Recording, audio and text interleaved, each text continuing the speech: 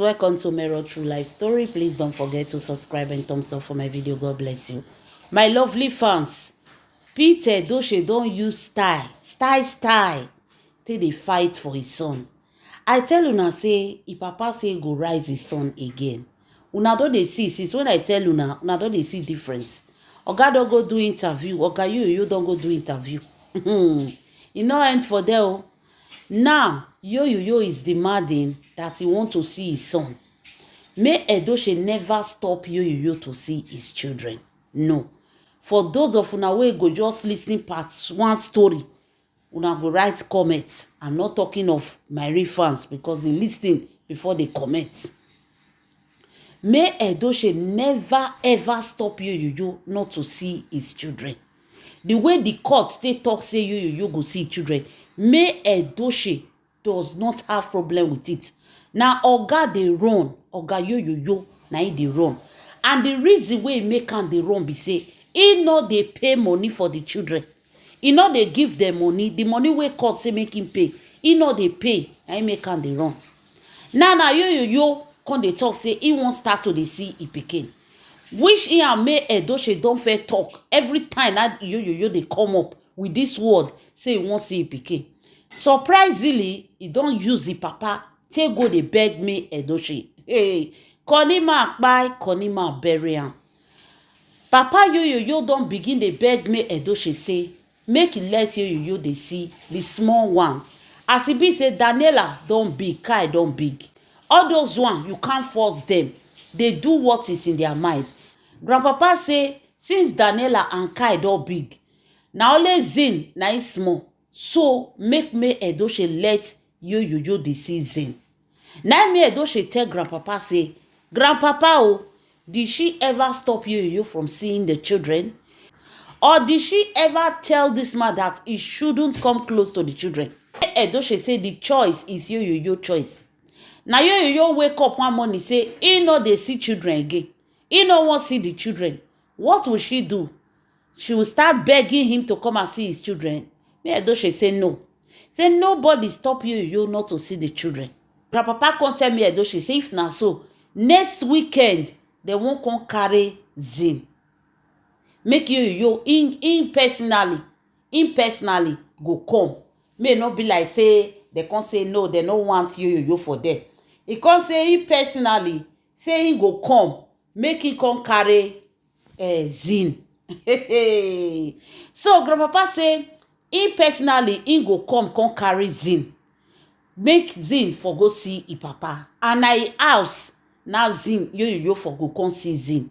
Say because according to him, the father, which is Amubingo, is really missing his son. Now May Edochie come tell Grandpapa say no be she pull law. Na court na he pull law. If Yo want to see the children, there must be somebody there.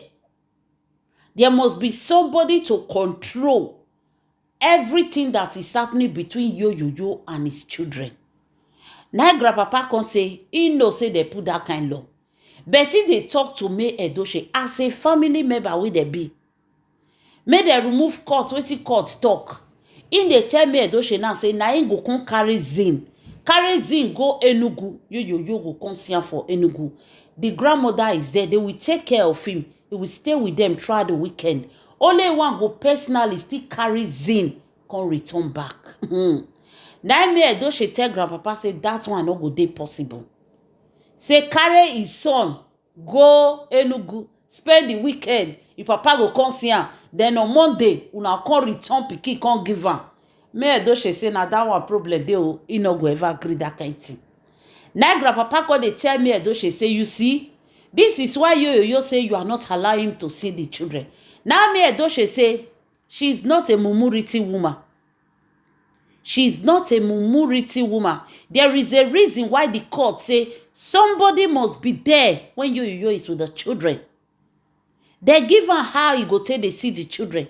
They did not say he should take the children to Enugu. They did not say Yo, the father should come and carry the child and Yo will go and see the child in the father's house. May Edochie say they not write anything like that for court.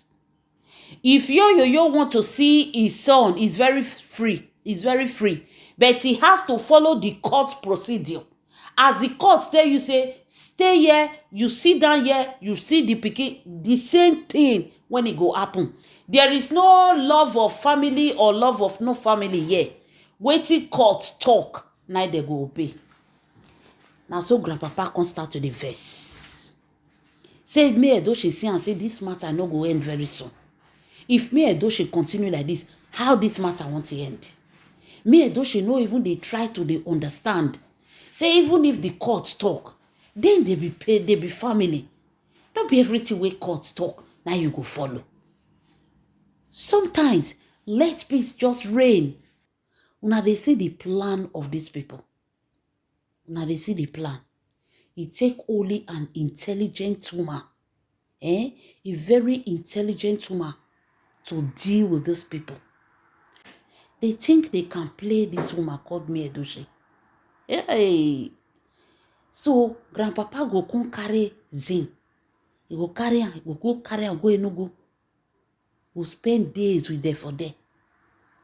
Wetin me Edochie come dey do when she cannot take care of her child? Before I continue, let me welcome you to my wonderful and amazing channel. This is Mero True Life Story. Please don't forget to subscribe to my YouTube channel, Mero True Life Story. God bless you as you do so.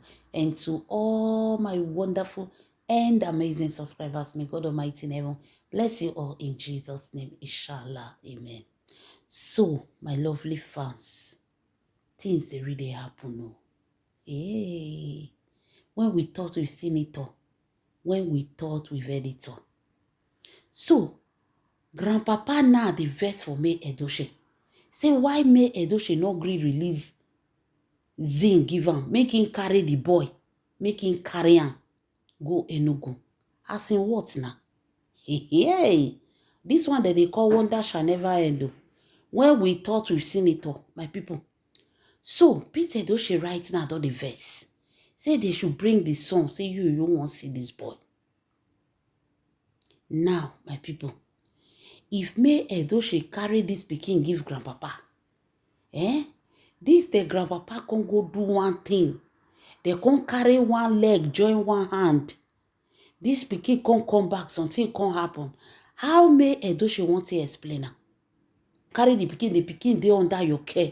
You could consider pikin. Pikin wey you no gree see for how many years, automatically they want to see that child. They are so desperate that they want to see Kai. I don't know what they find for that small boy body. They are so desperate. If una can carry that boy go there, una go do one kind kpurukere waka for that boy body now. How we want to explain the kpurukere waka? How we want to explain the nyama waka? You see, say me Edochie is very intelligent. These people get plan. Oh. These people get plan. They want to do something to that boy to use to attack me Edochie. They want to do something to that boy. Automatically, they want to see him. They want him to be with them. And he's missing his son. They gave law for courts. See how they want him to see the child. That one a court, oh. Even court people, judge, they can't sit down gidigba. They can't notice, say, this pikin, if they carry and go give yo, say the pikin is not safe. Judge, they know they use juju till they look road. They just sit down and they judge case.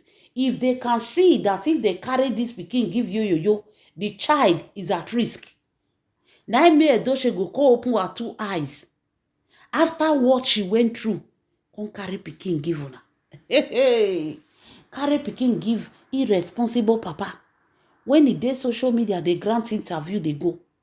They talk wetin I not see, they go. They give explanation without evidence. Without evidence. Now when I say me give a pikin to a man that is bitter and jealous of his own children. A man that don't want his children to go forward. Now, no, you don't want me children go forward. Though. If he wants, why didn't he help Daniela? He want to be the reigning one. He want to be the spotlight where his children will rely on him. The thing they pain and say Daniela, after everything, Daniela not still send her, and the girl they better they go. Now, this little boy, now they won't carry from the mother. You see, now this little boy, now they want to enter me Edochie body. You know, say the enemy, when they come, they try, they not forget you. They'll find wetin close to that person to use. They know, say now, Daniela don big, Kai don big. The only person wey still go dey sleep near mommy, wey still go dey near mommy, they rub mommy hair, they touch mommy na Zane. They do baby, they follow him mama. So they won't use evil eye to enter this boy. Now evil eye, now they won't put on her. Evil eye. Because sometimes they get eye they cannot see. I no want to talk, but this child is their target. They want to use this child to get me Edochie. Because everything where they don't try, they work. Now the pikin they won't can use. But they are dealing with an intelligent woman, like I always say. Lovely fans. They just want to use this boy to get me Edochie.